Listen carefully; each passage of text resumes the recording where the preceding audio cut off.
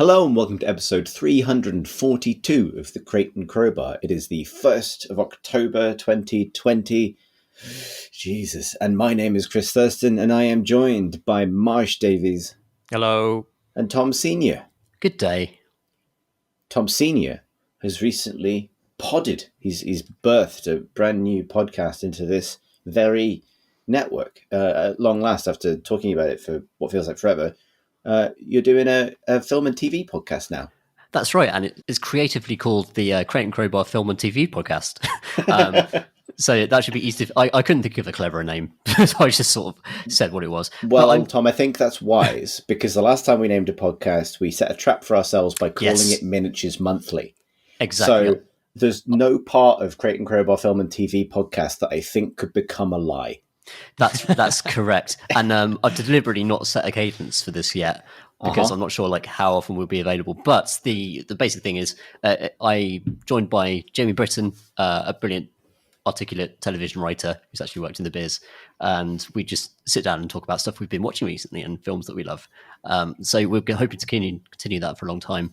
So yeah, it should just pop up in your Crate and Crowbar feed, and as I've said on the podcast, we only charge for the core episodes of the gaming podcasts for Crate and Crowbar. So this stuff is just bonus extra stuff that you can enjoy, hopefully. And yeah, I've had a great time doing it. I'm recording the next one tomorrow with Jamie, and that'll be hopefully up on Monday or soon. So yeah, give it a listen. Call it Film and TV Monday or soon, and just stick to that. Yeah, cover all the bases for sure. So gaming news, that's something we ostensibly cover. What is the gaming news? What is the hot thing? And not the Star Wars thing, because we'll get to that. What else has happened that's less important? Well, the Maniacs only went and did it. They only went and put Minecraft in Smash Brothers. My God. I know. Who could have seen that coming? Well, presumably everybody at Microsoft who under NDA. But yeah, the internet's excited about that. My Twitter feed, comprised of a large number of people who don't normally talk about Minecraft, are strangely enraptured by this news in a way which I did not expect. Yeah, so I don't care about this at all. So I wondered if one of you two could tell me Checking in with Tom Senior, absolutely correspondent. I was wondering if one of you guys could explain to me why this matters. No. Okay. Well, it's the only thing that's happening. It's flipping 2020. Nothing is happening. There's some new consoles coming out, I suppose, at some point. But apart from that, what are we going to talk about? I don't really know what I can or should say in this environment, because obviously as Marsh is someone with some experience of working in this genre, I'll tell you this. I'll give you my mildest take. This is a mango and lime take. Lovely. I am interested in, and I've mentioned before in the podcast, I think that I started to genuinely find it satisfying when something is well project managed. When something like this happens, this is a fascinating thing to come into being. And I imagine this is the case whenever Smash Brothers does a real big crossover with something that's quite unlike the kind of Nintendo cast that gets plugged into it. But I'm very interested in how they go about representing something from a very different game, particularly bringing it into a fighting game that presumably needs to be finely balanced for lots of different reasons. That design team, that core design team on Smash Brothers must have strong feelings about how what makes a Smash Brothers character and how they operate and how they can be balanced against the rest of the set, and what kind of ideas are missing and how that will all fit together. And marrying that with what must be a truly pretty epic approval process, given the companies involved, is genuinely sort of impressive. And I appreciate that's the when they did that little trailer and Mario is alone in the dark and then the wall gets kicked down and look, it's Steve from Minecraft. I bet no one in the world apart from me was thinking, well, that must have taken quite a few Zoom calls in these conditions. But that's what I was thinking. And I genuinely I'm a little, polite opera clap, good for them. That's Microsoft not easy. Teams calls, I think you'll find. Oh God, yeah, of course. Of course. Skype. There's a lot of Skype calls going on there, Yeah, I'd say I'm very impressed. I mean, I don't play Smash Brothers, and I don't particularly care about that style of game. And I no longer work for Mojang, so I don't have to care about Minecraft.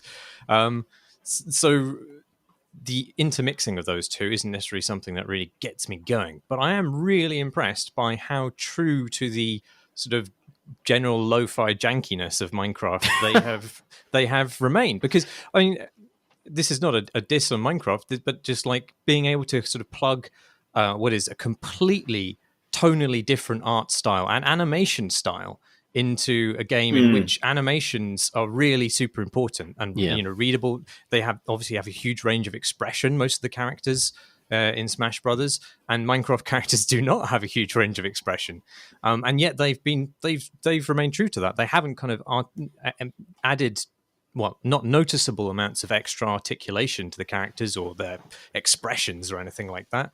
I think this must be the kind of most dissonant character to be introduced to a ensemble fighting game cast, since maybe Smash Brothers introduced the Wii Fit characters. I think, or like Mr. Game and Watch. Yes, the best one. Right. Yeah, they have gone lower fi. Yeah. Yeah, so I did just think of something though, and I don't know if this is like a hot games industry insider loop, but I just realized something, which is I remember back to almost 2 years now, in the weeks after Hytale was announced, the game that I'm working on. And I was obviously curious to see what my friends who worked or work at Mojang would make of it, because obviously same genre team comes from the Minecraft modding community. And I didn't really hear anything until about 2 weeks later, or like a week and a half later. My phone lights up and I have a text from Owen, obviously our former colleague on PC Gamer, Owen, who now works at Mojang. And my phone in the text summary just truncated it to "Oi fucker," and I was like, "Oh shit!" But the rest of that sentence, I'm paraphrasing, but it was something along those lines. And the rest of the sentence was "Oi fucker, play Smash Brothers with me," which is the most Owen sentiment that you can generate. And so I assume, and this is definitely not true, but I assume that this entire crossover enterprise began in that with that same burst of his energy. You know what I mean? Some point in late 2018, shouting "Oi, play Smash Brothers with me" so loudly that it carries across the ocean, and eventually we have the Steve in Minecraft. I can only assume that's what happened. It definitely isn't. Checks out. Good for them though.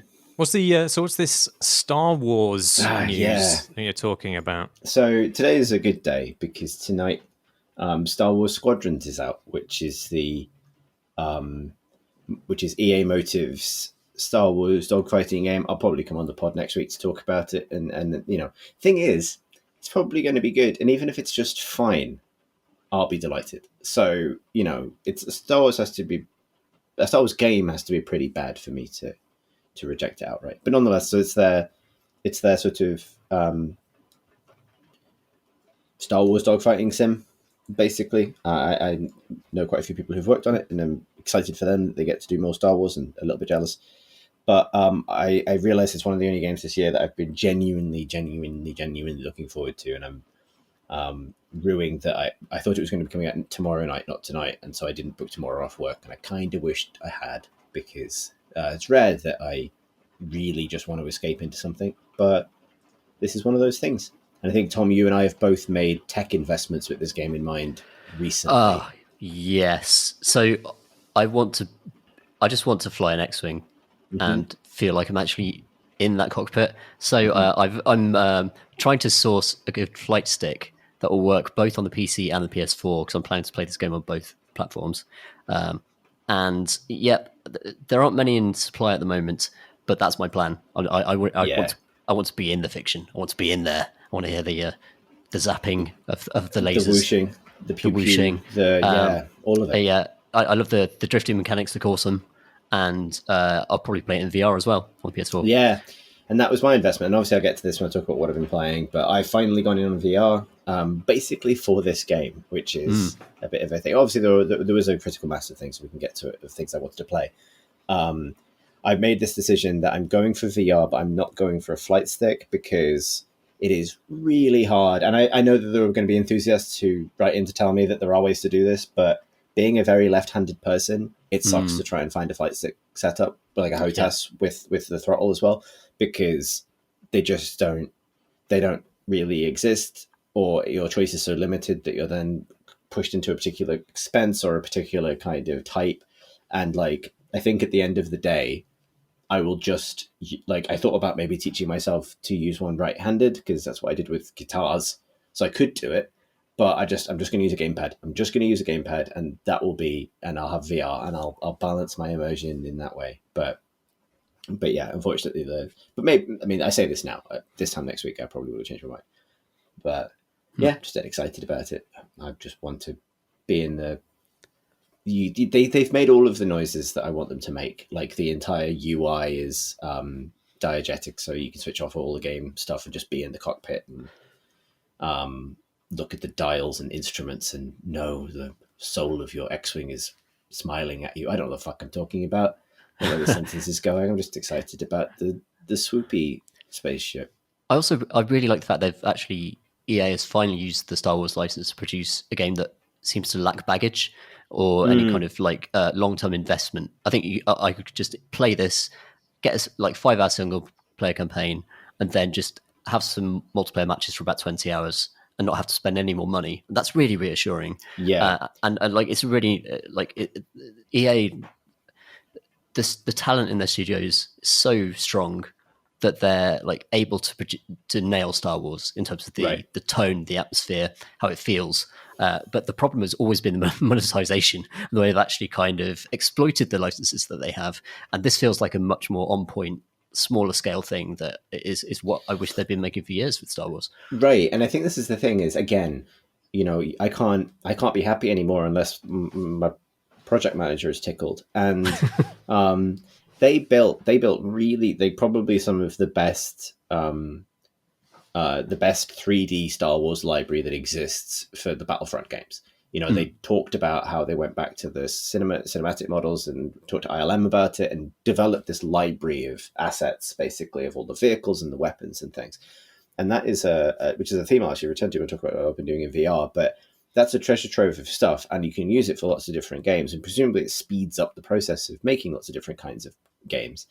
And I think when they were making Battlefront 2, and I was playing lots of the Starfighter portion of that, which was fine, there's part of me that sort of was like, please just take all these amazing assets and make something else with them, and specifically make what I hope this game is. And I appreciate maybe we should return to this in a week where we've actually had a chance to play it, because you know, but at least at this point, like, this is kind of what I wanted them to do, is take that library and make something of like modest scope that focuses on getting one thing right, rather than blow it out on something that's trying to do everything, let alone trying to monetize everything.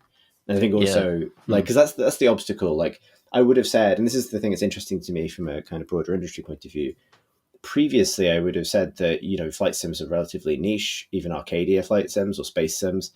So there probably isn't sense in a big budget AAA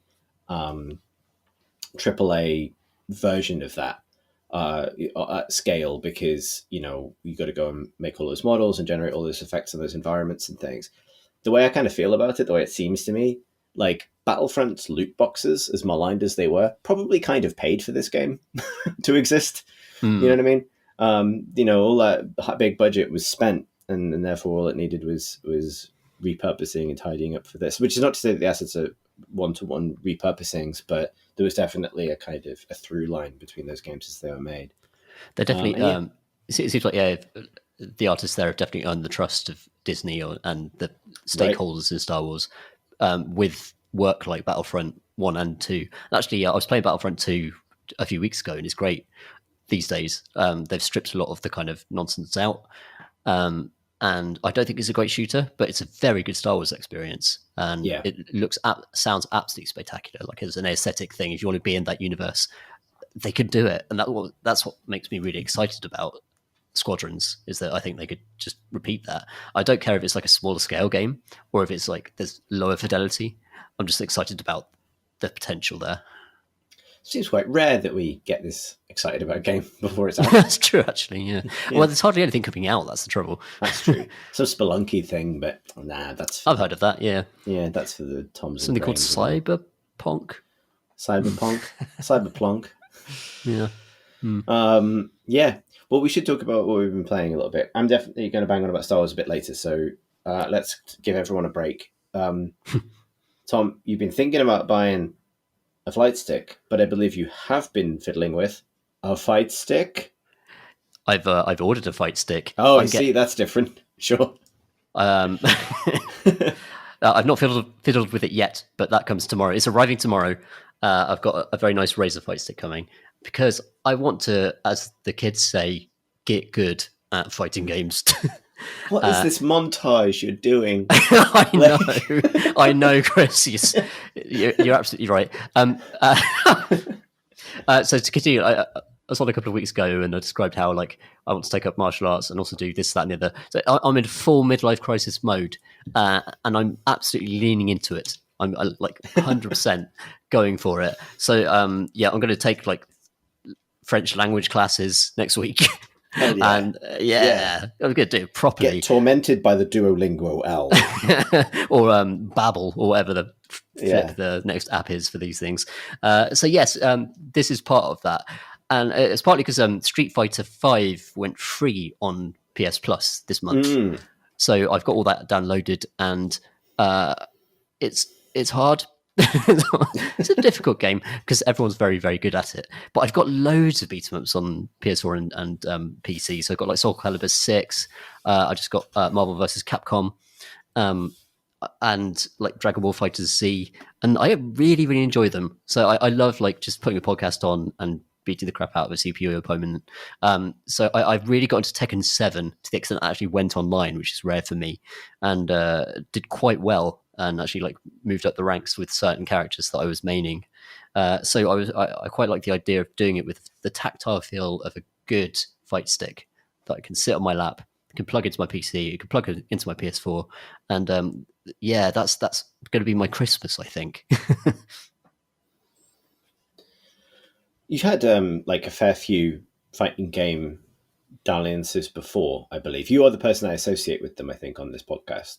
Every now and then, it'll rise up as a thing.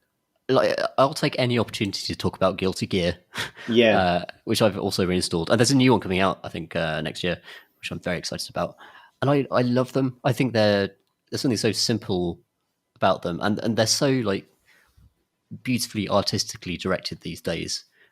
Street Fighter 5 the animations are just incredible, and it's the fact that the animations have to look good, but also they're extremely functional given hit frames and the precision that's required to create a proper competitive fighting game. And it's Guilty Gear, Street Fighter 5, even Soul Calibur, they all nail it, and I just love that precision. I love the artistry of that for sure.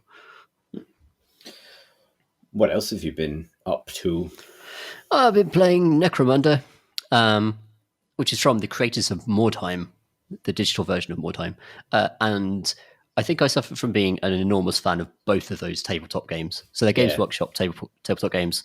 They both have their own individual vibes. So More Time is set in the old world, in an old city where meteors have landed, and your scrappy warband has to go and rescue fragments of the meteorite. And Necromunda is just basically people stuck in the underhive of a giant, enormous, horrific urban structure where it's just made of gantries and pipes, basically. But they're fiercely territorial, and they're all punks, basically. In terms of just the aesthetic of the way they dress and stuff, it's proper 1980s sci-fi stuff, and it's a great fantasy. And it definitely massively deserves to be turned into a video game. Both of them do. But both of the games have disappointed me, and especially Necromunda, unfortunately. Oh, no. It's really sad because, in presentation terms, it looks great. I think they've done a great job with the environment, the scenery. They've done a great job with the character models and how they look and how they talk, and the cutscenes, the story, and that kind of stuff. And even with the squad building, but as a tactics game, it's a mess. So it's a turn-based tactics game, and you select your character at the start of each turn, one of your many characters, and you alternate turns in that way. And you can travel your action points aren't like squares. You can just freely roam within a certain boundary to use up your action points and then shoot someone. But this is such a basic problem. But the movement zones are absolutely massive. Like anyone can move miles in a given turn, and that just ruins any strategy that you have. Because this is the same problem with more time, right? That's right, yeah. But it's even more severe with Necromunda because there's way more ranged combat in Necromunda. Everyone's got guns. And so if you could just move miles up to a higher level and then get stat bonuses, you just can't plan. You can't plan a strategy around it. You just can't. There's no tactical intrigue at all because anyone can move anywhere at any time pretty much. So there isn't a game. There's no game there. Oh God! It's just it's such a frustrating problem, and that's the core problem for me. The other thing is that the warbands, who are very very characterful in the fiction and very different, but there's almost nothing to differentiate them in this game. Huh. So they all have the same weapon loadouts, and to an extent that's true of Necromunda, but they should have aptitudes that actually let them use different weapons better or access particularly unique weapons. And also they should have special abilities. They should just have their own special abilities that only that warband can do. And there's nothing like that. It's basically almost a cosmetic decision when you're actually choosing a warband, which is rough and a shame because it really wastes one of the great strengths of Necromunda, which is how characterful and brilliant the individual warbands are. So yeah, disappointed with that one. Yeah, that sucks because I mean, literally, the weird thing about listening to this is to the immediate left of my mouse right now is a pack of Necromunda Escher Gang Tactics cards, and to the left of that is my painting desk, which has an Escher Gang on it. So I'm thinking about Necromunda a lot at the moment, and it's like that's there are, I think, fantasy or like this kind of skirmish combat structure of tabletop game and the way it lends itself to a tactics game should be obvious, but there are different ways of doing that kind of skirmish tactics thing. I've also been having fun reading the rulebook for Frostgrave recently, which is in this same space. It's kind of a successor to Mordheim in some ways, and that is a game built around the idea that there aren't distinct gangs or factions that you pick between. It's more about the kind of interaction of the kind of the whole set of units and the different things that can happen in the simulation of the game itself, basically. But Necromunda is about how diverse and characterful the individual gangs are. Yeah, and definitely. So like the movement thing, which I had heard before, is just bizarre to me. Like it sounds like there's some intended way to play that no one can figure out, if you know what I mean. Like it's such a strange thing. But the gangs being the same is super strange because, like, I understand not mapping the rule set 1-to-1 or adapting it in some ways, but like pretty core to that Necromunda 40k rule set is like it's important to know whether this person is tough or fast or strong or accurate or any of the other things those stats track, and it's in those variables that you end up getting the character and variety of factions and then special rules and things on top of that. So like eliding that is just real odd. Yeah. So the visual design really strongly evokes the different gangs' characteristics, right? Correct, yeah. I mean, I remember this from when Necromunda first came out. I haven't played any new iterations of it because I've been out of the Games Workshop world for a long time. But the big brute guys being big and brutish was right. Pretty. The whole point of that, yeah. The whole identity of that warband, right? And yet they wield the same weapons as Orlok, Gang, or Escher. And it's a real shame because like I think the single player mode, you play as the Escher Gang and they're fighting for their territory. And it's actually, I think it's really quite well realized in terms of the cutscenes and the voice acting and how they've actually like recreated that warband. It's just none of that translates into the mechanics at all. It's so weird. Yeah, it's weird.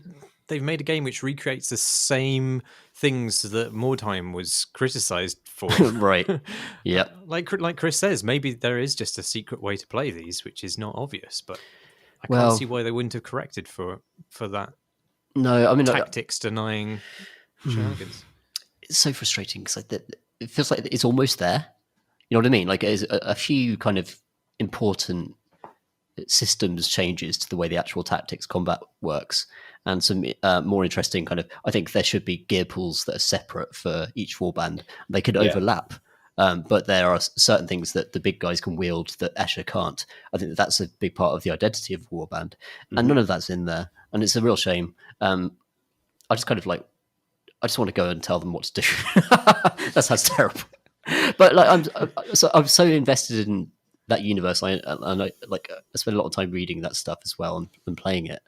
That it's a shame to see them almost get there, but not quite understand. It's funny, isn't it? I wonder if part of the issue here is that it's both too close. It's too close and too far away from the game that it's inspired by. So what I mean is there are a lot of Warhammer 40,000 games, but you don't come to each of them and say, I'm expecting this to be Warhammer 40,000, for example, right? Like you can play Mechanicus or Battlefleet Gothic or whatever. Maybe Battlefleet Gothic's a bad example because people maybe do want it to capture some elements of that specific game. But or Dawn of War or Space Marine, Relic Space Marine, and you what you want to do is be in that world and interacting with it in some way, but you're not expecting a translation of the exact experience of playing the tabletop game. Yeah. Sorry, go on. So the exception is Blood Bowl, which is a one-to-one rules recreation, and I'm not sure how successful it really is because Blood Bowl's a very frustrating rule set in many ways. Well, this is what was interesting to me because right in the beginning of lockdown, the Quentin Crowell Role Models community, the sort of miniatures wing of the Discord, had a very successful Blood Bowl tournament that took place entirely using Blood Bowl 2, the video game version, and it was really good fun. And what was nice about it is it was like, I know people who love Blood Bowl to pieces as a game, who take it very seriously, and I have never really stuck with it. And I think that's because it has a very strange kind of identity where it's both this knockabout fun game, but if you're willing to stare directly into the matrix, there's a level of finesse it's possible to exert, which turns it into a hyper-competitive maths game. And then in the middle is frustration, basically. And so I very much approached it in a kind of knockabout way and had fun. But the great thing about that was that video game adaptation, which was one-to-one, allowed us to scratch the itch of not being able to play games together in real life by doing it online. Right now, that same community is organizing a Necromunda campaign, which earlier in the summer, early people were hoping might be able to take part in real life. And now, who knows? And, been actively looking into ways to play Necromunda remotely, including things like Tabletop Simulator and Vassal and other kind of ways of doing tabletop games remotely. And in that sense, you'd love to see a faithful recreation of the tabletop rules that people can jump into and play. And that doesn't exist. However, the game they've chosen to make is a turn-based tactics game, as the tabletop game is, with squads, which as the tabletop game is. And therefore it seems to invite that comparison and, like the Mordheim game, fail on those terms rather than, for example, if they had made, let's say they'd made a cover shooter, set in that world, or a immersive sim. I think actually a Necromunda immersive sim would be an amazing match of setting and genre. But you know what I mean? Or something completely different. Even a narrative-driven game like a visual novel or something. All of those things would work, and I think they would attract a less kind of disappointed response than this would, because it's like, well, in the tabletop game, I can't run halfway across the board in a single turn, so I shouldn't be able to do it here. Yeah, so you're saying that basically the genre invites too much of a close comparison with the tabletop game. Yeah, and therefore really even if they people, right, and so I think in this case it's maybe both, that they've managed to both make maybe not a great tabletop, great turn-based tactics game by the sounds of it, but also simply the difference will be hard for people to get over. Yeah, the additional frustration is that I think like a direct one-to-one translation of Necromunda's rules into a digital format would make for a very slow game. Yeah. But somehow they've made a different game that is equally slow, which is also very unfortunate. And also it's buggy and it crashes a lot and the multiplayer doesn't work. So it's basically fucked, which is, again, I love the license. And I think that studio could produce a good game based on these properties. But it's a classic Games Workshop thing where they just sort of license it out to someone and hope for the best. And it disappoints everyone, frankly. Eesh. Oh, I'm sorry, Tom. Indeed. I'll get over it. 7 out of 10 then? I gave it, I think, 59. But yeah, bit busted. Not very good. Oh. Marsh, Yes, Chris. take us on a journey to where you are. Sorry. In Bath, my house, I've been playing Phasmophobia at the behest of friend of pod Richard Stanton, which is a sort of... Is this a game where you're terrified of a big shiny stormtrooper played by Gwendolyn Christie? I would absolutely play that. But chases you around like the alien in Alien Isolation. Well, you've sort of half described it, actually. I mean, it is it's charting the sort of distant lineage of the Five Nights at Freddy's budget spookathon archetype, where players are in fact chased by a small number or one AI monster around some sort of enclosed space. And usually in a weird recurring trope of the genre, operate cameras, which just seems to be a thing that all of these games do. But here, it is you who hunts the monster who also hunts you, sort of. Because you're paranormal investigators and you are paid to identify, but not apparently do anything about ghosts. So you have... like a surveyor, really. Yeah, yes. There are lots of different kinds of ghosts, as you know. There are, evidence of subsidence and things, and you have to. They have various tells, which you can detect using different tools. And so you have a van full of tools, and you pick up some, and you creep into this, unlit bungalow or farmhouse or school. And you try and work out where the epicenter of the haunting is happening. Perhaps you use a black light to detect ghostly fingerprints and a disappointing lack of other bodily fluids. And then you, I was checking the toilets and the baths and everything. You have a thermometer. You can use the thermometer. In fact, most hauntings seem to reduce the temperature of the room, which is a thing you see on television as well. And it's also a draft, so that's going to confuse the surveyors. Well, exactly. But I mean, you need to be sure. So you bring in a thermometer and see if it plunges below freezing in certain areas. And some ghosts will pollute running water, which, I mean, it just seems to be a kind of sort of weird thing for a dead person to be into. But a lot of these are issues that could be like just to do with damp or mold, you realize.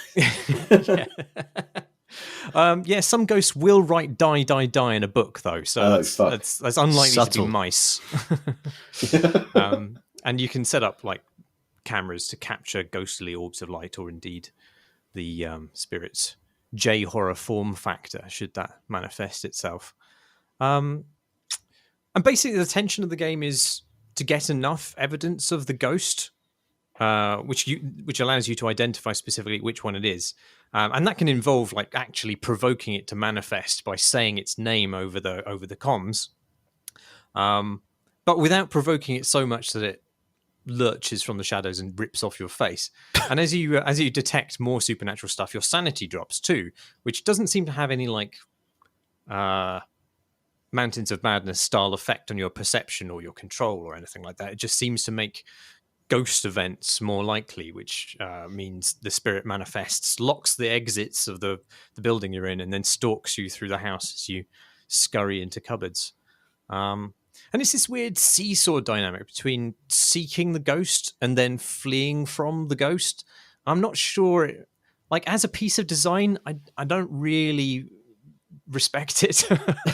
But there is a sort of irreducible effect to entering an empty, unlit building with a narrow beam flashlight and hearing something making the sounds from the Grudge next to you. I mean, that's effective, even if there isn't actually that much substance to the way that the game has been thought through. But I mean, the thing that made it effective for me was playing it with other people, because I'm not into horror games, as I've said before in the podcast. I just find them too scary. But actually, I found playing this with other people not only kind of reduced the fear that I personally felt in certain circumstances, it also heightened the experience of the parts that the game wasn't trying hard enough to make scary, because we were all suddenly vibing off each other's apprehension. And so I had the pleasure of playing it with Rich Stanton, who was taking it deadly seriously, which was bold of him, because neither I or Matt Castle were able to do that. And he was like speaking in whispers so as not to enrage the spirits. and Matt Castle was just a bag of nerves. And I had a great fun shutting in rooms to fuck with him. And somehow this dynamic was incredibly enjoyable, even though I think the game underneath is kind of a bit crude, because playing something scary with someone who is, like in Stanton's case, helping, he was sort of like helping to assert the atmosphere where the game failed.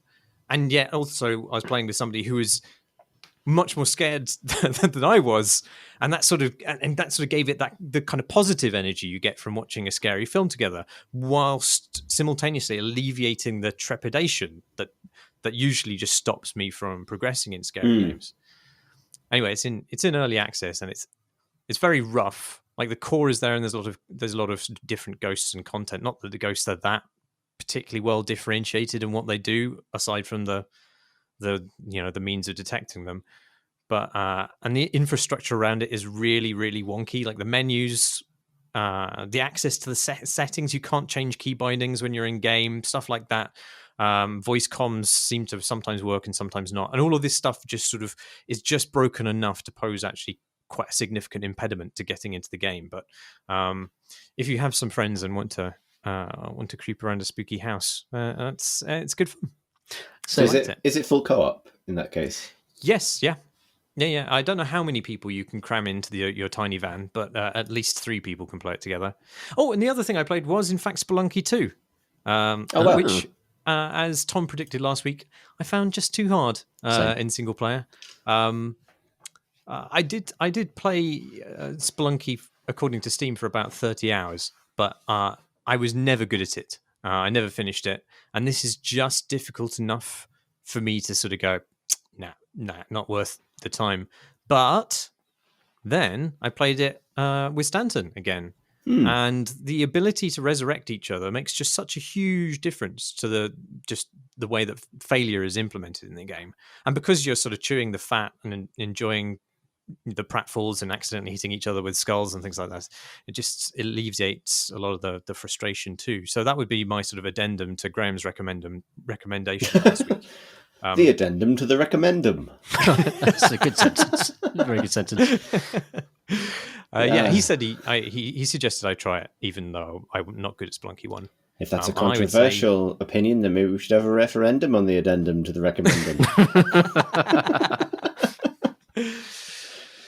Yes.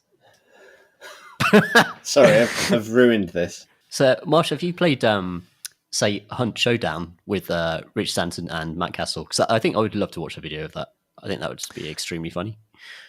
I've played it with them separately. I haven't played it with them together. I think that could be a good combo. Marsh, we need to play Hunt again soon, because I haven't played it in a while, because Paul and I moved on to Warzone quite so much as we did.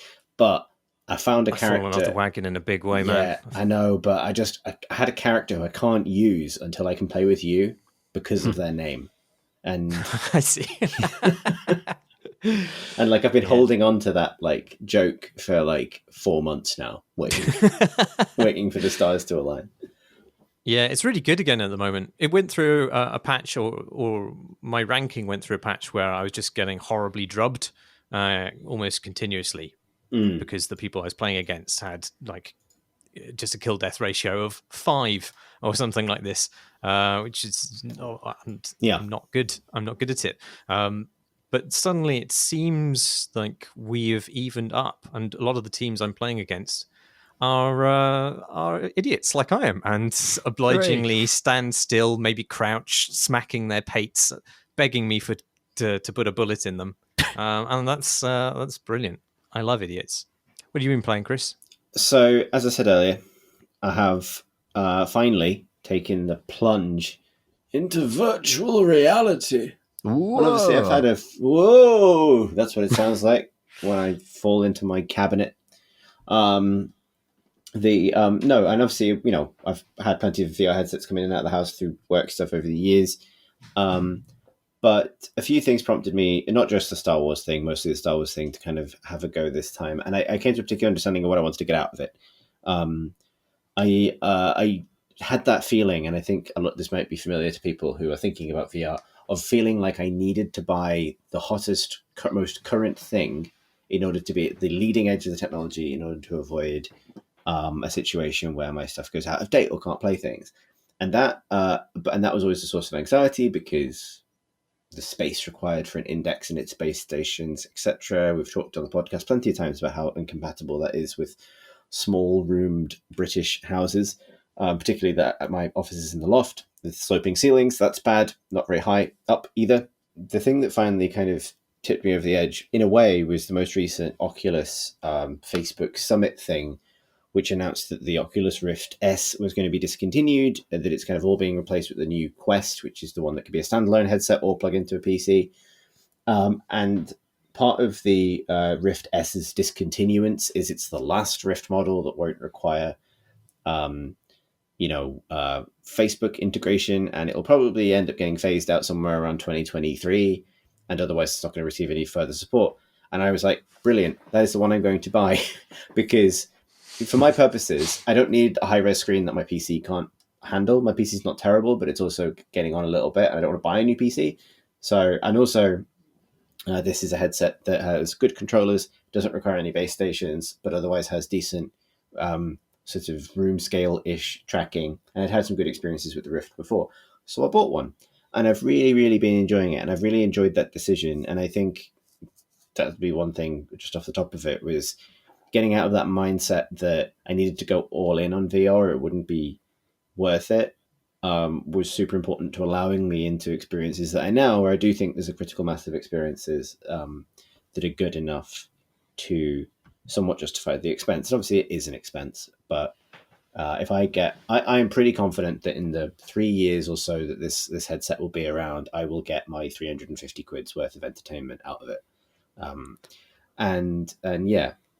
So do you have a to play list, Chris, for VR stuff? Somewhat. Like I'll talk about the big ones on the top of the list because they're going to be kind of obvious. But I've played a lot of stuff in VR anyway, so I kind of know what Beat Saber is, and I know what a bunch of them is. And I think VR is like, people have gotten very good at making the kinds of arcade games that VR is very good for. Yeah. And the progress into the realm of more immersive experiences and more full feeling experiences is still very hit and miss. And so I played a bunch of things. I do want to talk about it a little bit, but I appreciate it's been talked about on the podcast before. I'm now about halfway through Half-Life Alyx, which is amazing. And the one thing I would say about it is it's interesting because, in a way, that it's far and away of all the games I've played, the one that has made the most progress towards fully realizing the potential for doing traditional games experiences in VR. And it obviously took a tremendous technical effort to get there, and it has to be married to Valve's ability to invest big in this kind of game. And the funny thing about it, in a way, is I don't think it is revolutionary, but every single interaction, every single element of its design in terms of how you interact with the environment, how your hands are realized, how movement works, how the devices that you operate work, all of that stuff feels like each of them is better than their peers in other games, pretty much, with few exceptions. None of it is revolutionary, but all of it is everything that collective game development has learned about making first-person adventure games in VR packed into one thing and then done to possibly the highest degree it's been done. And this does have the effect of making like almost all other games feel worse, which is almost like, I almost prefer it to have been so revolutionary you couldn't compare it, whereas you actually genuinely can compare it to almost everything else, and in most regards everything else looks a little bit worse next to it. It is great. I think one of the things I found really interesting about Alyx has been, it is such a Valve shooter, and that is not a thing we've had for a while. But its design language, if you're familiar with those games, particularly Half-Life 2 and its expansions, it's so familiar that in a way you can navigate simply by an understanding of how Valve design games. And what's cool about that is VR can be quite an alien experience, which isn't a pun, but I guess. And being able to ground myself in that made it a lot more comfortable. Like, and I could talk about this in relation to other experiences. In an experience where anything can happen or where the rules might change arbitrarily, it it can be a bit unnerving to deal with that and also deal with the weirdness of VR. The fact that like you have this instinctive sense of like, I'm going into the underground horror bit now. After this, I'll probably fight some Combine. And it'll be a bit outdoors for a while as a palate cleanser. And it is. You're like, okay, I kind of know how to do this now, and I know how this works. But yeah, it's great. There's a ton of great set pieces. It's very funny. The writing is great. And lots of good, silly ways of, like, I think my favorite moments are when VR allows you to finally do things that you wish you could do in those games that follow those structures. Because like I say, it is a Half-Life game. And so you're so used to that logic. And the best example of this is the bit where or so far for me, is the bit where they teach you about grenades, which is a very Valve thing. You enter a new level and there's a new mechanic. And in this level, we're going to explore 15 different things you can do with this. And then it's going to become eventually it will become a standard part of your loadout. Right now, we're not going to chill out. We're just going to throw grenades at you all the time, and we're going to have you play with them. It's the same as the way Half-Life 2 is structured. And what that means is you enter one section of like subway industrial tunnels where every room is just fucking full of grenades, because you're going to be given an opportunity to drop them from gantries down on zombies. You're going to be throwing them at Combine. You're going to be throwing them through vents to open doors. You're going to be doing this, that, and the other. So they need to make sure you've got tons of them. And in also typical game fashion, you've got 2 inventory slots on your wrists, and then there's what's in your hands. And so in a typical game, you are in that classic FPS anxiety of like, I don't want to use my grenades, but I kind of have to, so I'm going to constantly go back and pick up the ones that were left behind so that I have extras in case I missed, and to max out my inventory. And then I realized I don't have to do this in this game. I don't have to deal with the anxiety of leaving pickups behind because the dev's given me too many. I can go to a shelf, find a milk crate, take that, put all of the grenades in the level in that, and spend the rest of the level walking around holding my milk crate, getting to the next encounter, putting it down on the ground, taking grenades out, throwing them, never touch my own inventory. I always stay full as far as the game is concerned, and just pick up my milk crate full of stuff. And like that music video where I think it's Neil Young is just pushing a trolley full of shit across a city. You know, that kind of like bag lady thing? Like that, basically, just carrying everything I want with me in a basket because the physics let me do that.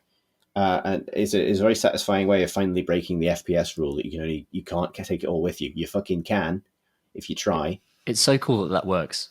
Yeah, it is. You know what I mean? That's such a. I mean, it's a ludicrous workaround, but yeah, the fact that the systems that allow you to do that is awesome.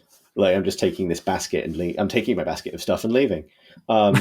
Yeah, there's loads of really good set pieces in it and cool moments. I think the only area where it's weak, and this is a segue to other things I've been doing, I guess, is melee. Like, it feels like it should have melee combat, and it doesn't really. You instinctively want to kick a head crab. It's just a thing. You would like to be able to kick them. You'd also be able to like to pick them up while they're still alive and get rid of them. Wrestle with them a little bit, give them a punch. You can't really do that.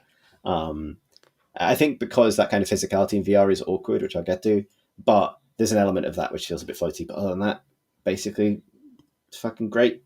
Hope people learn from it and keep making games like it. The other thing I played, which was in that space, which I don't think we've talked about, I played the first part of Vader Immortal, which is a Star Wars VR experience thing, first-person game, which has been released in 3 parts, and all 3 of them are out now. And I've played the first one, which is about an hour, and it is this, I think it might be Oculus Store exclusive, but it's meticulously produced Star Wars sort of narrative experience. And it's interesting as a comparison piece to Alex, because it sets about solving the issue of having an immersive time in a way that I think is more efficient than Alex, but it doesn't give you the same freedom.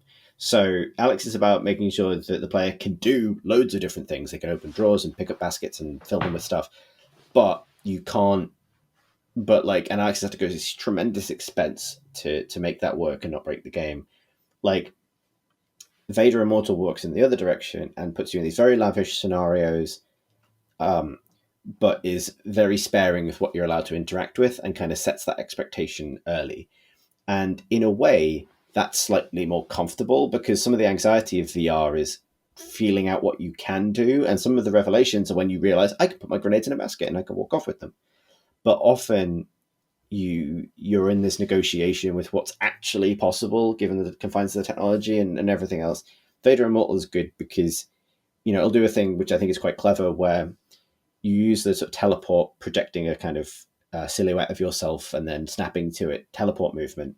But if there is like a particular place, like a station on your ship or a lever or something that is a good idea to stand in front of, the teleport cursor, I guess, will snap to that slightly, and it gives you this confidence that like I'm going to teleport to the bit the game wants me to be in, and that takes away some of the anxiety of like I wasn't stood in quite the right place for this, or I'm interacting with it awkwardly. And other than that, it's this kind of like well-performed Star Wars adventure where you're delving into Vader's castle and evading him and learning how to lightsaber and deflecting blaster bolts and stuff like that. And it's all very set piece driven, but it's quite a good ride for that, I think, and an effective use of that kind of technology to tell a story, albeit a kind of fairly standard one. And actually, to that extent, more than anything else, it kind of reminded me of immersive theatre, because characters are very much acting at you. You get interrogated by an Imperial officer, and it's like, wow, I can see up this mocap actor's nostrils as he's sneering down at me in a way that I would expect a haughty Imperial officer to do so. And it's kind of, it's fun for that. And then inevitably you're going to get loomed over by Darth Vader, and it's very impressive. You can. Does it feel like you need to reply, though? I think you need to. So no, you don't speak. You're silent, which is different to Alex, where Alex does speak, and it does feel like you're kind of steering her around while she talks, even though she's you. In this, you're being acted at, and I think that's the part of it that really reminded me of immersive theatre, like crucially not interactive theatre, which is because I've worked in that space, and like that is a thing where you have to kind of let the audience know it's okay for them to talk, or else by default they'll expect to be spoken to. And that's actually, I think that same mechanism works. Like I didn't expect to need to talk to Darth Vader, and they find ways of organizing the characters. You have this droid who accompanies you everywhere, who's played by Maya Rudolph, which is cool, and she does a lot of talking for you. And your job is to sort of stand there and be like, yes, I'm in this scenario. But I did find myself doing something that I've only ever associated with going to like Punch Drunk shows and things, where it's like, there's a very specific stance you do when you're at one of these shows where it's not appropriate for you to become part of the scene. You're not being asked to act or to speak, but you also don't want to be like standing like a normal person. Like if someone is doing Macbeth at you, then you can't be stood there like, hello, yes, I'm waiting for the bus. So you adopt like the stance of someone who's like receiving theatre. I don't know exactly how to describe this without doing it, but it's like standing very intensely, maybe planting your feet and being like, yeah, God, fucking hell, you are doing theatre at me, aren't you? Like trying to make the actor feel like they're kind of they're engaged, right? Or you're engaging with them. And I did find myself doing that alone in my room to a big imaginary Darth Vader, because he's telling me like, you must come with me in order to find the thing. And I'm like, yes, I know. And I don't want you to feel self-conscious, giant Darth Vader, about the fact, I don't want you to feel that you've picked the wrong audience member to emote at. So I'm going to sort of lean slightly forwards and plant my feet quite squarely and sort of, be like, yes, I am a spaceman on a space adventure. That's such a weird dynamic that you described, that I actually, like, as you described, I do recognize what you're talking about. Like, for sure. It's almost like, so like sometimes magicians pull people up on stage to do a classic like closet vanishing act. Yeah. And how that works is that the magician whispers into the ear of the person and says, "Oh, just go through the secret door in the back." Right. And they do it because they don't want to spoil the event or kind of undermine the fun that everyone's having. So like almost like 99% of the time they will just do what the magician tells them to make the trick work. Right. And it's kind of a similar psychological dynamic there, which is quite interesting. Like, I don't want to spoil the show you're putting on for me. That's right. So I'm yeah. just going to be like, Yeah. So it's like, you almost kind of, I have no ego in this fight. Like I'm less important than the event that is happening. And so I will play along basically. And it's weird that VR evokes that. Yeah, it is. It's like, I find it quite consistent. Like I do find myself role playing in a way, even in Alex and other games. Like I want to be in the moment and feel in the moment. And sometimes I'm fucking crouched on the carpeted floor of my office, but I feel like I'm ducked behind a car in City 17 under fire from the Combine. And then what I always find is when I die, it all falls away. Like all of that kind of sense of really being there. And like I end up like either shrugging or dancing or like as it loads or reloads my save in order to be like, which I think might actually be what happens when your soul leaves your body after death. Like there's this big sense of like, ba-dum-bum-ba-dum-ba. Oh, like, well. Yeah, exactly. And that brings me to the other thing that I've played. I bang on with VR so much for the last one, which I think maybe has not been spoken about either, which is a game that's been around for a while now, and I think it's been quite well regarded. I'd seen it in clips and things, and I didn't know what it was. And it's a game called Blade and Sorcery, which is it's called a VR fantasy sword fighting sandbox or something. Ooh. And have either of you heard of this? I've not. It sounds good. Adverts for it, yeah. Right. So it is the most concerted attempt I've seen to make fighting with swords, fighting with stuff work in VR. And it's made in Unity, and the game as it currently is doesn't really have like a single player or progression or anything like that. It's just a series of fantasy sandbox arenas and a big menu of medieval weapons and magic spells and things you can do. And then you walk up to a book and you choose what difficulty of wave you want, and then gangly kind of full physics, sort of expressionless Blender type marionette people charge at you screaming with a variety of weapons, and you murder them basically, or try. And it is like different to both Alex and Vader in that it is fully invested in just simulating fucking everything, hell or high water, and we don't care if you vomit. So like you have a fully 3D body. You have to calibrate your height, which is fucking humiliating. It's the only game where I've been short. Like you have to tell it because it can tell how tall you are and you have to calibrate it. Or it's going to feel weird. And so everyone's fucking taller than me in this game. Like there are no short enemies. So like people are the same height relative to me as they are in real life. And that's unsettling. I'm really not used to that. And then you can look down and see your own body, and you have to use teleportation. You're moving using the sticks on the touch controllers in my case for like movement and rotation, which I jumped straight into it after I got the headset, and that was a mistake. Like it feels like I saw it described as like the game you get into when you're really comfortable with other forms of VR. And so it actually took me like 6 hours of Alex before I could play Blade and Sorcery and be like, yeah, this is okay. And even then I've usually got like half an hour of Blade and Sorcery in me for like every 2 hours of something else, because it is full. What your body does, it does. And if you're not okay with like falling in VR or being attacked very up close, then it's not great for that. But anyway, the stuff it allows you to do is really, really cool. So there's some weird stuff. You can click one of the sticks to kick, which is really weird because obviously it can't track your legs. So you have to be able to press a button to kick. But there's something very strange about clicking with your thumb to kick, because it feels like shooting a leg at someone, but not necessarily yours. Like I click and one of my legs just like involuntarily flicks forward, like an old timey family GP has just bonked me on the knee with a little silver hammer, and my knee is flung out. And you can press the other one to jump. And it's a very floaty jump because you're a wizard. They use the fact that you're a wizard to cover a multitude of things you can do. And so you can do this long, floaty force jump kind of thing to reposition. That's actually the fastest way to move around. So like beginner VR is like super hot's a bit spicy, even though I'm standing still. And then like I finally comfortable with this VR is boinging around like a medieval arena, like a moon man, heedless of the fact that you're rapidly ascending and descending all the time, firing your own legs out of your crotch at people. But the other way I think it does is it's fully simulating your hands and the weapons. So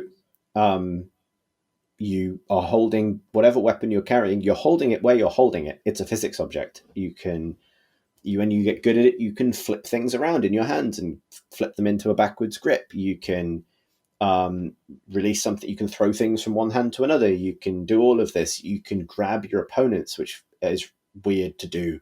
You can grab them by the shoulder or punch them in the face or push them or grab their wrists and wrestle their swords away from you.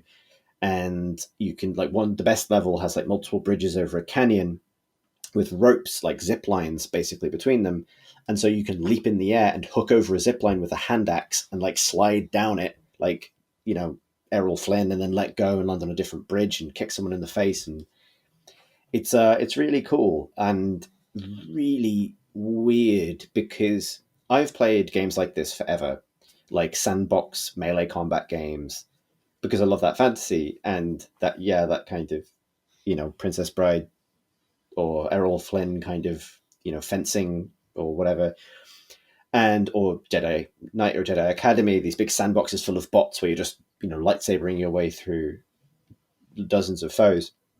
And it's basically that, but the difference being that the violence is quite real.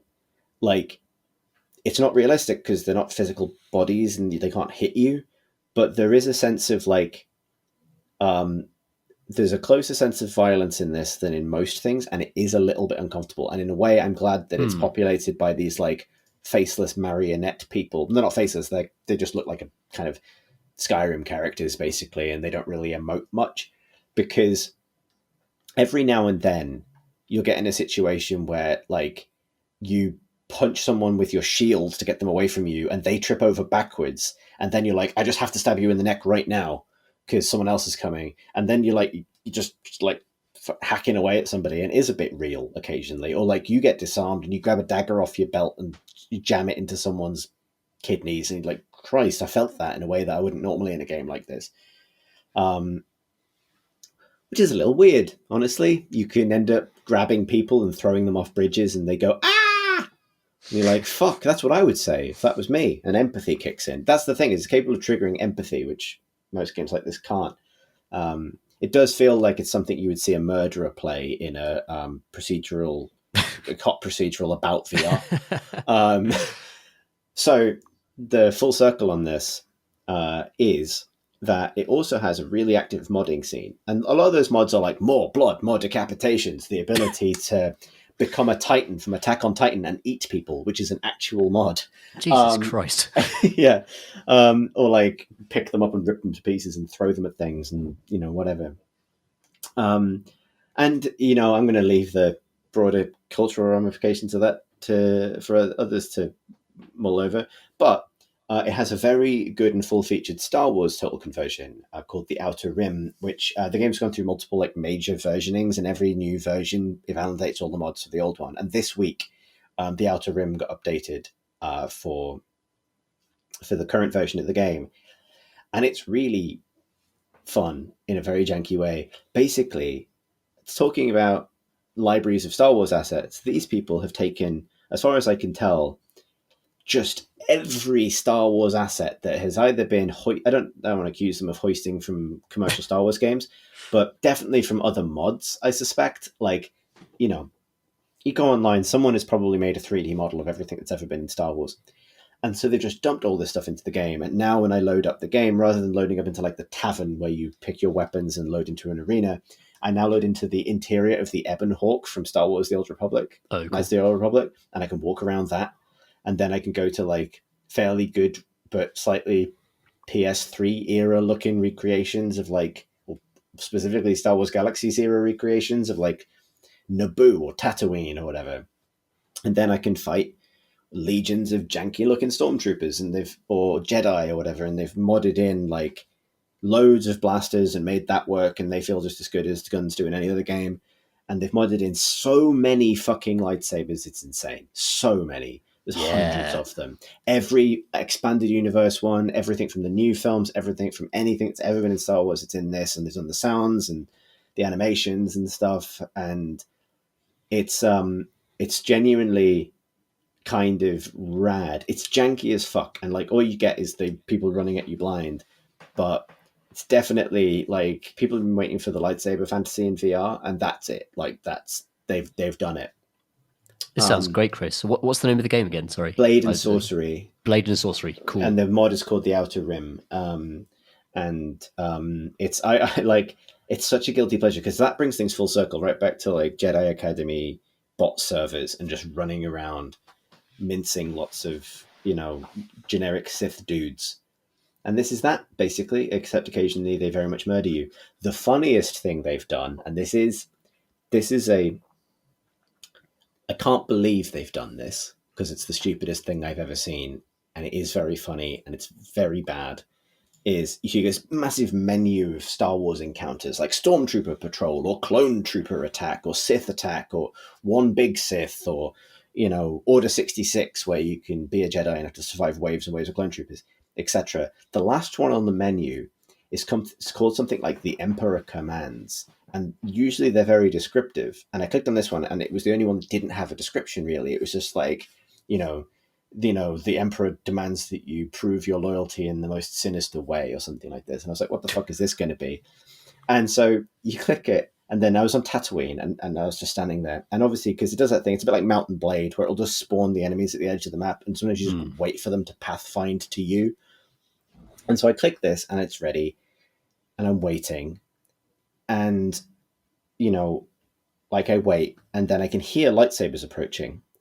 And what this is it's, no one asked them to make this, a VR recreation of the moment in Revenge of the Sith where Anakin has to kill all the baby Jedi. But all they've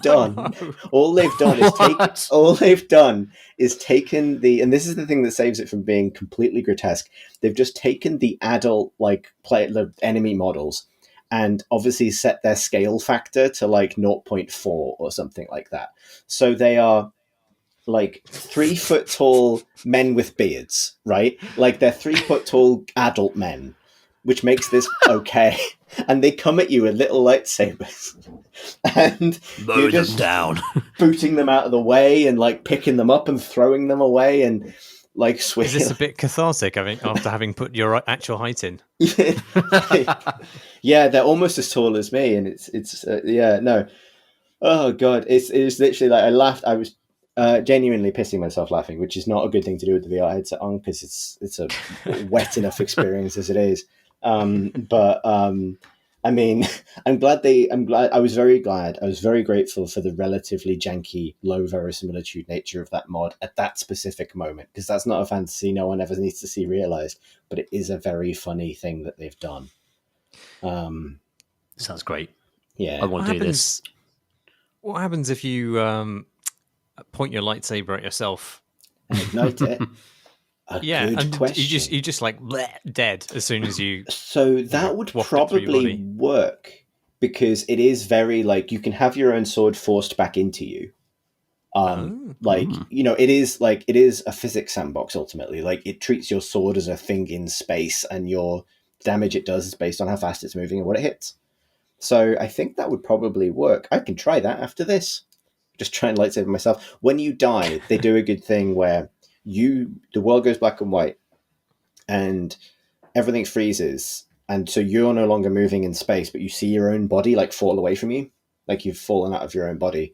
So I would stress as well, if people are horrified by the younglings scenario story, I lost real badly. And I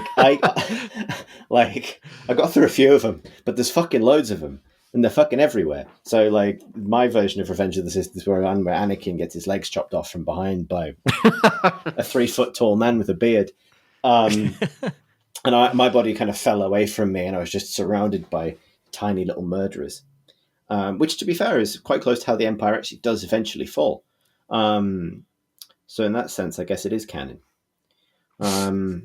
Anyway, that's been my week in anticipation of being able to be an X-Wing tonight. I think there's about 2.5 hours left before I get to climb into an X-Wing and zap some TIE fighters. I'm very excited. I'm very excited as well. Should we do some questions from questions? Yes. Good. Well, actually, no. Well, here's the thing. So in the break that we just had, seamlessly, podcast listeners will barely know it's happened. I did get to show you some really cursed videos of the game I was just talking about, Blade and Sorcery, and your disgusted noises of horror did maybe make me think that I should point out this is a very cursed experience full of horrendous violence. Lots of impaling and pinning people to walls, even with lightsabers, which doesn't even make any sense. But I'm still curious to try it. It does look fun, I think. Marsh summed it up. I think you were rebooting your router or something, Tom, when he said this is what was it, reprehensible but technically interesting. Just found a video where a man who's used a mod to turn himself into a giant uses another mod to give himself a cat on a stick to hit people with. Not like a dead cat. Like the cat is alive and well and apparently biting as it goes. So it's probably having a great time.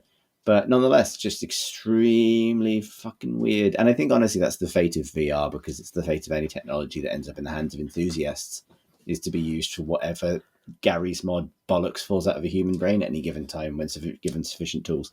I mean, that's the beauty of the PC, really, isn't it? Is that a big naked man with a cat on a stick dismembering, screaming strangers. Someone in the world wanted to make that, and they had the freedom to execute it. And is it appreciated? No. But nonetheless, it exists. Right. And maybe that was the thing, is the thing we must all remember is the advent of technology is not... It does mean a greater access to creative tools for everybody, and that just means more completely mad bollocks. And the real challenge is keeping that at a safe distance. I'm here for that. And I am willing to wade into that particular territory in order to be a lightsaber man. Yeah. That's the peace I've made with myself.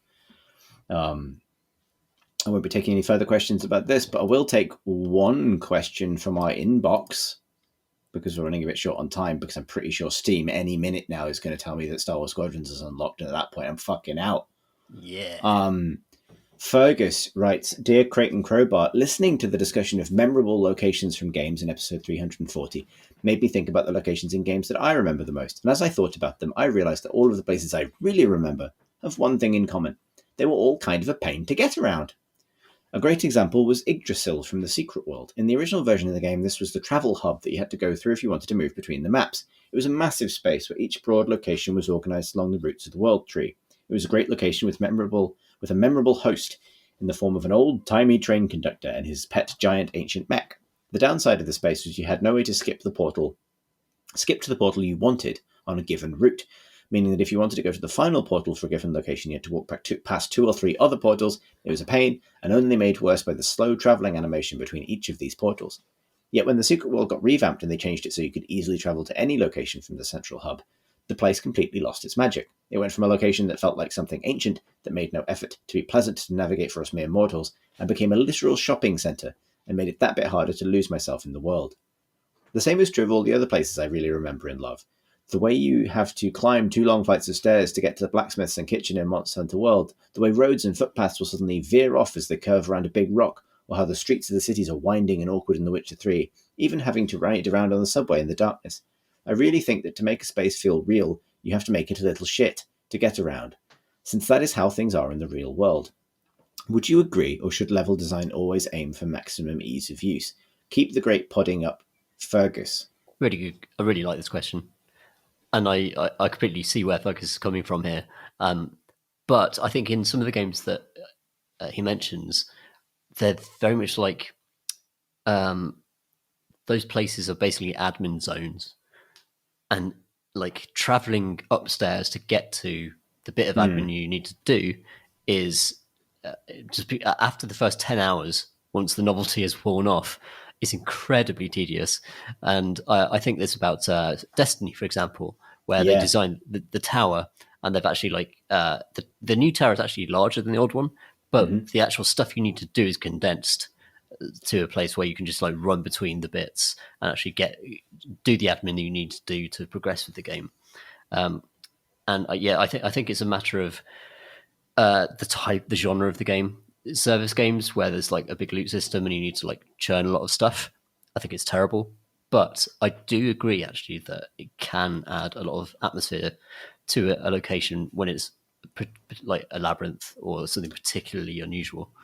Yeah, and I think there's a kind of quite a fine difference between a game environment that has been constructed according to its own internal logic, its fictional logic, and it's a fully realized version of that, and therefore what you're experiencing is like an aesthetic the developers wanted you to experience, and game environments that are awkward to navigate because of like a technical or an art restriction in the game itself.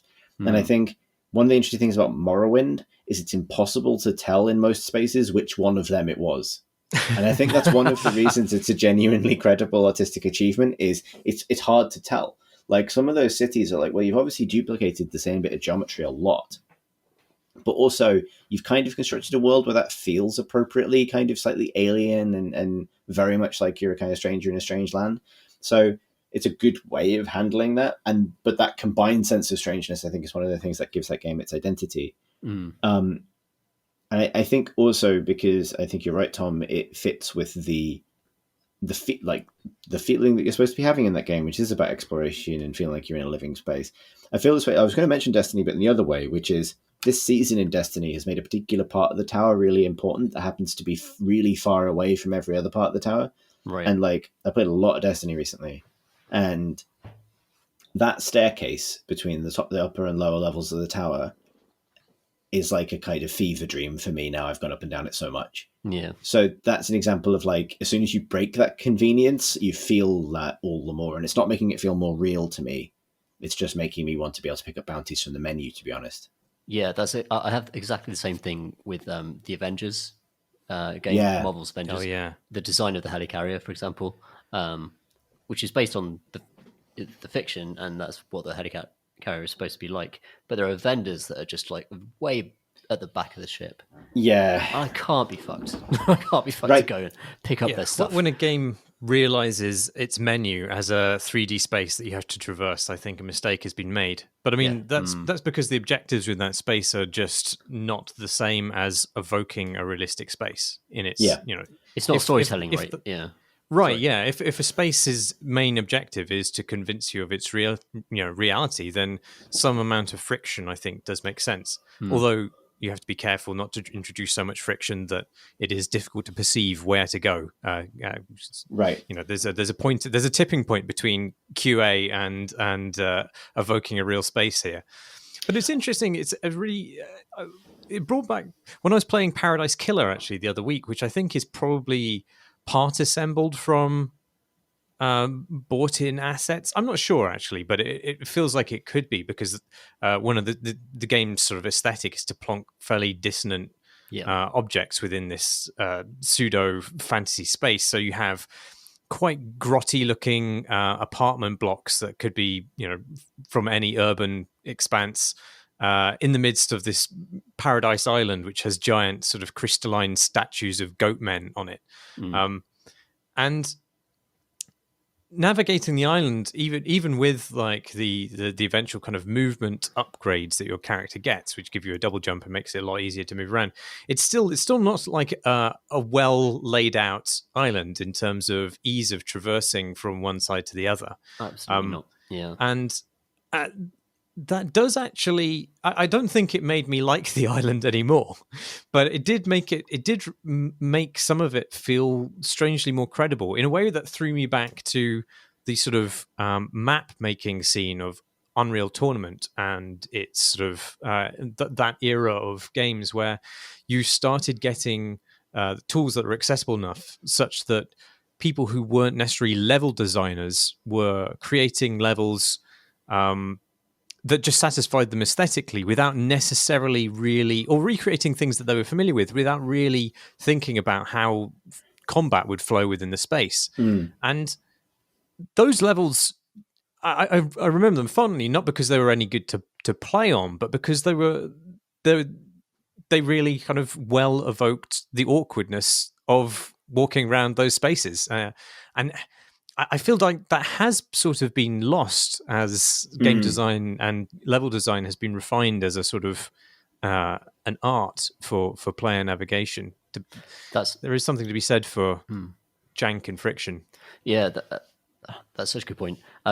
So I was thinking, like, Paradise Killer made me think of Pathologic, in the sense that that's a deliberately obtuse place to explore, and everything is about friction. It's about everything in that game is difficult. You can't find where you're going. You don't know what any place means. Parts are poisoned, parts are full of plague, and parts are full of NPCs that tell you nonsense. And I think that it works for Paradise Killer because you meet the architect, right? And she's demented. So she's put together a world, a sort of like her vision of a paradise that is actually just crap. It's not very good.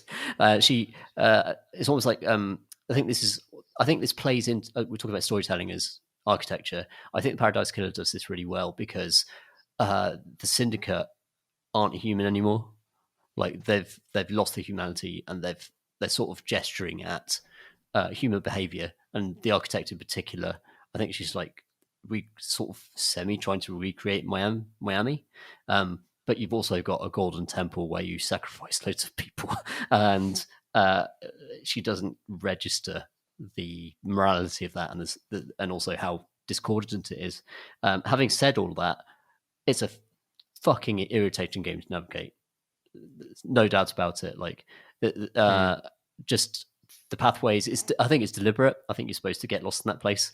But towards the end, I'm at the very end now. I'm about to go into the trial.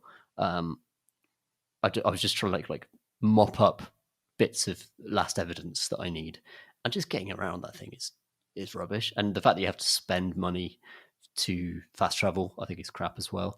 And even fast traveling, it's so many button clicks and sort of interstitial screen wipes and little animations that it takes almost as long. It's actually just walking there, right? Yeah, for sure. Although there's a comment in it, I can't remember in which like little menu system or dialogue it is. I think it's when you get upgrades to your laptop, and you have to go into the menu system and click a button to install the upgrades. They just don't automatically kick in. And somebody says, well, this seems a bit pointless, doesn't it? Why doesn't it just automatically install? And there's a comment, obviously from the game designers through the mouth of a character saying, yeah, but a little bit of friction makes you appreciate these things more. I don't think that's true when it comes to UI, actually. I agree with that. Well, at least you need to be sure that the rest of the game isn't providing sufficient friction for the player already for this to be really annoying on top of. But so friction, like you guys talked about Paradise Killer, and I've not much to add to it, but I think the kind of item hunting aspect of the game is a pointless form of friction that doesn't serve the plot. It's actually a very good mystery. I find the characters and their perspectives and their motives very, very interesting to unpack. But the actual kind of like hopping around looking for blood crystals is rubbish. Yeah, I did like it. Let me know what happens for you at the end. Yeah, I'll send you some spoiler-gated kind of chats about who I accuse in the final trial.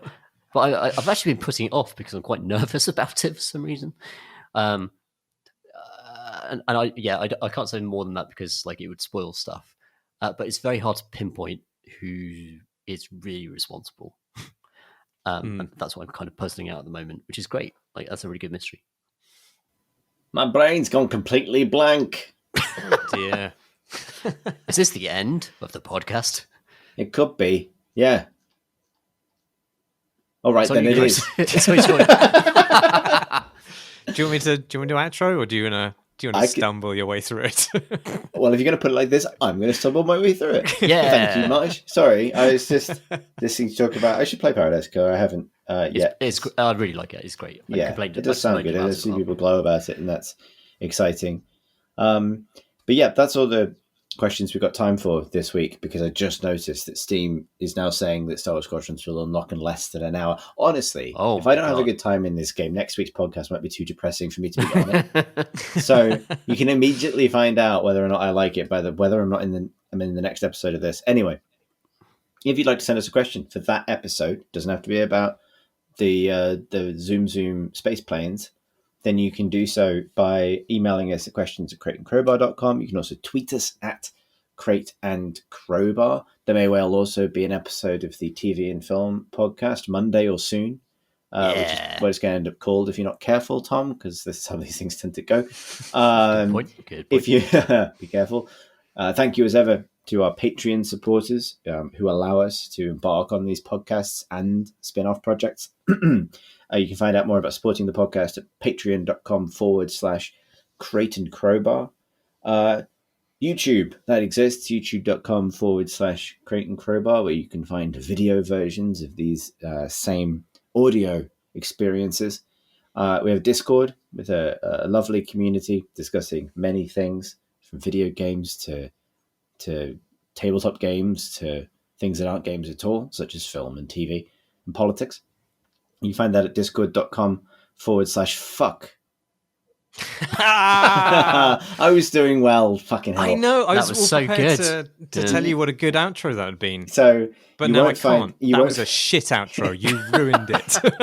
You'll find that at I don't know, marsh.com/piss off. You'll find it on our website at crateandcrowbar.com. There's a link in the title bar which you can click for a Discord invite, and then you'll be there, and then it's nice. All right. Anyway, shit. What was the rest? That's basically all of it. I did it slightly out of order this week because I was showing off, and now look at me, a ruin, a husk. My dreams have turned to ashes in my mouth. Well, I don't know why that. It's 2020. Don't know why I ate my dreams. Just how it goes. That was my first mistake. Anyway, regardless, I have been Chris Thurston, and I have been joined by Tom Senior. That's me. And I'm on telly next week. So, yeah. So I'm on a show called X-Ray for the BBC in Cardiff. Cardiff, Wales. I think it's airing on Tuesday, but it'll be nationally available on iPlayer, and they're honking about loot boxes and being annoyed at EA, basically. I have no idea what the final cut's going to look like, but yeah, you could see me there. It's going to be a classic example of modern media hypocrisy, where you're there on the TV honking about them loot boxes, but meanwhile, in real life, you're zooming around in an EA brand X-Wing, having the whale of a time. No, that's absolutely true. And me, your friend Chris, is actively spending the maximum possible money on whatever microtransactions are in that game. Did they introduce you as a mad keen gamer? Not yet. I hope they do, because I obviously of course Alex was introduced in that way on a BBC radio show, and he took it very well for what was a very stupid sentence that was said at him. He did take it well. He did take it well. So yeah, that was nice. But it's really cool that BBC and certain programs is actually taking an interest in gaming a bit more. They're still not very good at covering that stuff. At least but now that's your fault. So yeah, now I'm complicit. So yes, that's also my fault. But yes, I'm on Twitter. I'm bad at Twitter. It's crap. But I'm at PCG Lodo. Lodo? No, and it's Tom who is fucking this up. Yeah, absolutely. PCG Ludo, Ludo. Yeah, this is really fun. Thanks, Vegas. I've been Marsh Davis. And that is all. Fuck. We're supposed to be good at this. We've done this like we don't even, 500 I don't even drink times. anymore. Thanks for listening, everybody. Good job. Thanks.